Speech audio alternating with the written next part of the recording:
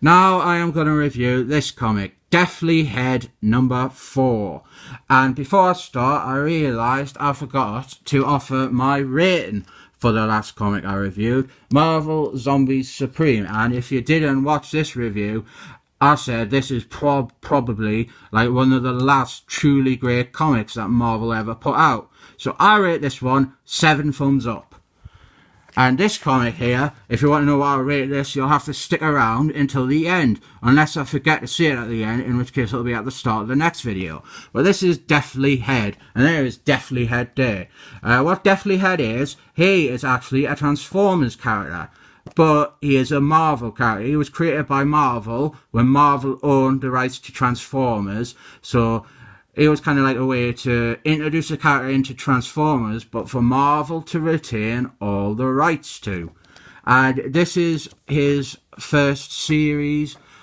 I think it is from the 80s, I want to say. And this comic is really, really simple, to be honest. But that is not a criticism. This is really well told. It just sort of kind of lacks that sort of that kind of like edge that makes it something truly outstanding. Like, you can read this and you will enjoy it. It's fun. It's got action. It's got a clear story. It's just it's kind of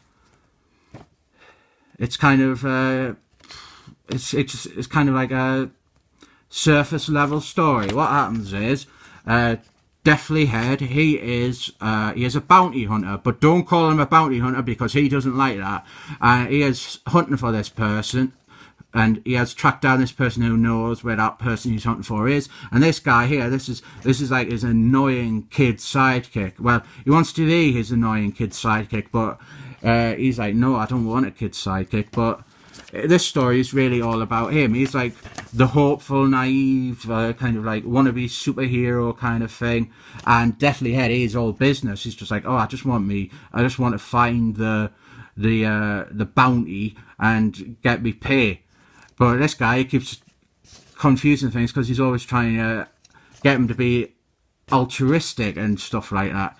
And as the comic progresses, Deathlehead often suggests that he really doesn't care about this fellow, but in a fairly classic way, he grows to like him.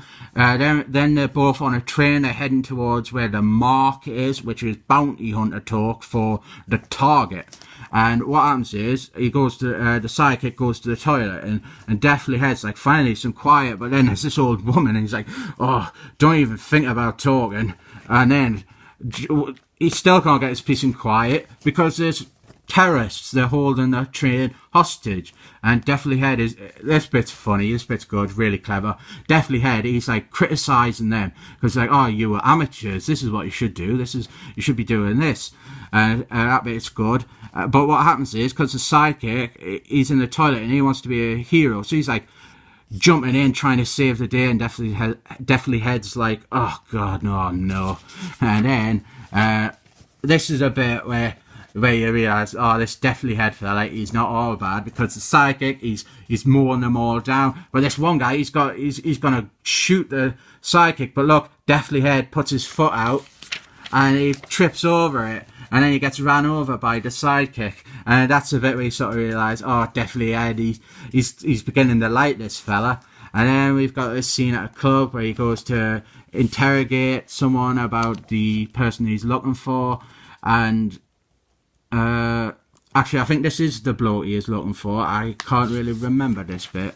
And there's this big fight in a club, and he uses a table to knock the person out.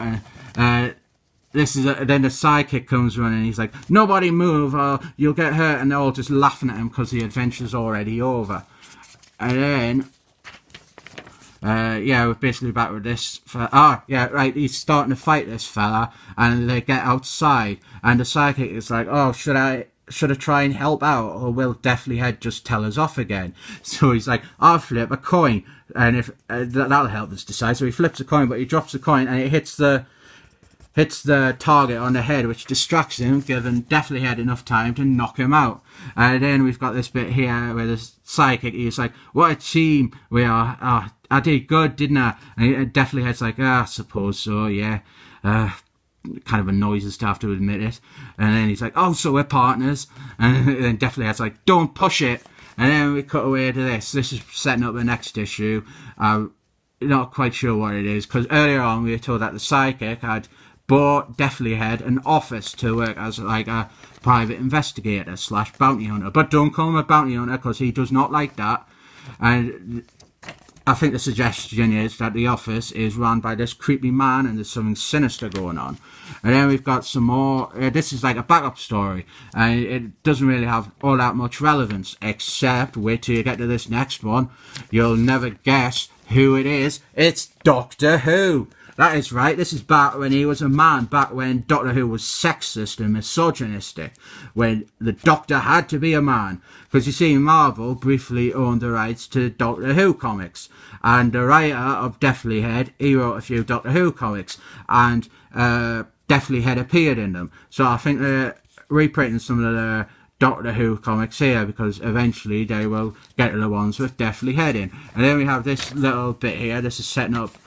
This is Deathly Head 2. He's like a robot assassin thing, and then we more or less end.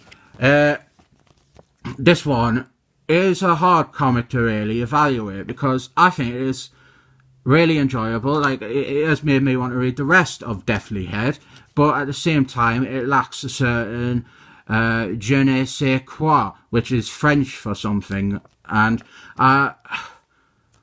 I don't know. I think I'll say that it is a good comic. It is good. You definitely will enjoy it, but just don't expect something innovative.